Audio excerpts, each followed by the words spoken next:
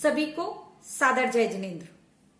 सम्यक दर्शन का छठवां अंग स्थितिकरण अंग। स्थितिकरण अंग में मुनि वारिश्रण प्रसिद्ध हुए थे। भगवान महावीर के समय में राजगृही में राजा श्रेणिक राज्य करते थे। उनकी पत्नी का नाम रानी चेलना और पुत्र का नाम वारिसेन था। उसके 32 रानियां थी और उनका मन हमेशा ही धर्म में रत रहता था। एक दिन वे उद्यान में ध्यान में मग्न थे। उसी समय विद्युत नाम का चोर चोरी कर भाग रहा था। सिपाही उन्हें पकड़ने के लिए पीछे भाग रहे थे। विद्युत चोर पकड़े जाने के भय से उसने वह गले का हार वारिसेन के पांव में फेंक दिया। सिपाहियों ने उन्हें चोर समझा और राजा ने उन्हें मृत्यु दंड की सजा सुना दी। जैसे ही तलवार उन पर वार करने के लिए उठी, वह फूलों में बदल गई। ये सब होने के बाद भी वारिसेन धर्म ध्यान में ही रत थे। ये सब देखकर विद्युत चोर को पश्चाताप हुआ और उसने क्षमा मांगी और कहा कि ये निर्दोष है, चोरी तो मैंने की है। तो राजा ने राजकुमार से क्षमा मांगी और उसे घर चलने के लिए कहा। तो वारिसेन ने कहा, यह संसार तो आसार है, मैं आगे जिन धर्म में आगे बढ़ूंगा और मुनि दीक्षा ग्रहण करूंगा। और वे आचार्य भगवंत के पास गए और उन्होंने जिन दीक्षा ग्रहण कर ली।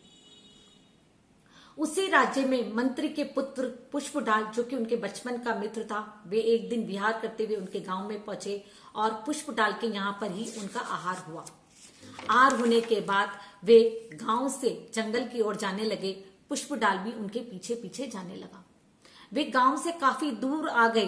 पुष्पडाल सोचने लगा कि अब ये कहीं रुकेंगे और तब मैं मुझे जाने के लिए कहेंगे, तब मैं चला जाऊंगा। लेकिन मुनि वारिसेन ने उन्हें जाने के लिए नहीं कहा। वे तो अपने मित्र को धर्म के पथ पर आगे बढ़ाना चाहते थे, ऐसा उनके मन में विचार था। वे काफी दूर आ गए तो उनको याद दिलाने के हिसाब से पुष्पडाल ने कहा कि आम का वृक्ष आ गया है, जो गांव से 3-4 किलोमीटर दूर है, तालाब के यहाँ है। हम यहाँ बचपन में खेलने के लिए आते थे, बहुत दूर आ गए हैं। लेकिन तब भी मुनि वारिसेन ने उन्हें जाने के लिए नहीं कहा और वे आगे आचार्य भगवंत के पास पहुंचे और उन्होंने कहा कि मेरा मित्र धर्म पथ पे आगे बढ़ना चाहता है, दीक्षा ग्रहण करना चाहता है, आप इन्हें दीक्षा प्रदान करें। पुष्पडाल भी अपने मित्र के अनुग्रहवश कुछ नहीं बोल पाया और उन्होंने मुनि दीक्षा धारण कर ली।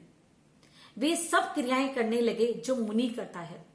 इस तरह 12 वर्ष बीत गए, लेकिन उनका मन अभी भी बाहरी क्रियाएं तो वे मुनि भक्त की कर रहे थे, बट मन उनका अभी भी अपनी पत्नी में ही, अपने घर में ही रमा हुआ था।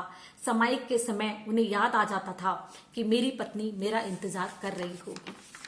एक दिन इंद्र के समोशरण में जब इंद्र भगवान की स्तुति करते हुए बोलते हैं, हे नाथ, ये राजभूमि अनाथ होकर आपके विरह में रो रही है और उसके आंसू नदी के रूप में बह रहे हैं। वे तो भगवान की स्तुति कर रहे थे, लेकिन पुष्पडाल का मन, जो अभी भी संसार में लगा हुआ था, ने सोचा कि मेरी पत्नी भी 12 साल से विरह में रो रही होगी, अकेली होगी, मेरा मन भी उससे मिलने के लिए कर रहा है, मुझे वहां चले जाना चाहिए, कुछ दिन रहना चाहिए, उसके बाद मैं आकर मुनि दीक्षा ग्रहण कर लूंगा। ऐसा सोच के पुष्पडाल बिना किसी बताए ही अपने घर की ओर जाने लगे।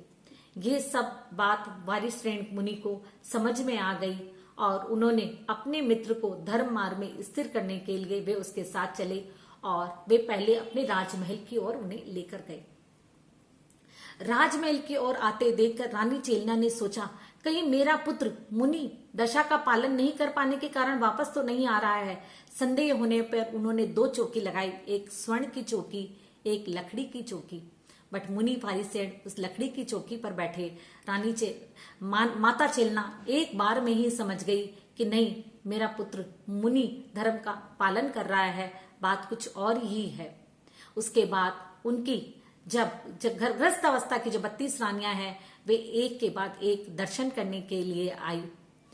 जब पुष्पडाल ने देखा इतना राज वैभव, इतनी सुंदर रानियां, इन सबके होते हुए भी मुनि वारिसेन के मन में कभी इनसे मिलने का भाव या इनकी चाह नहीं, बल्कि ये तो धर्म में ही रत रहते हैं और एक मैं हूं जो कि एक साधारण सी स्त्री के लिए उस मोह को आज तक भी नहीं छोड़ पाया और मैंने 12 साल व्यर्थ कर दिए इस मुनि अवस्था को धारण करके भी मुनि पने को अंगीकार नहीं किया। उन्हें पश्चाताप हुआ।